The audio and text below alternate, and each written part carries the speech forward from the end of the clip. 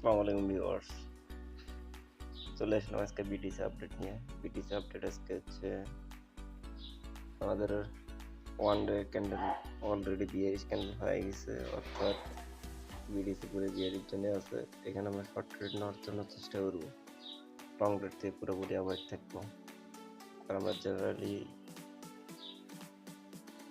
Generally আমরা হচ্ছে generally 4 আওয়ারে আমরা এন্ট্রি নেই।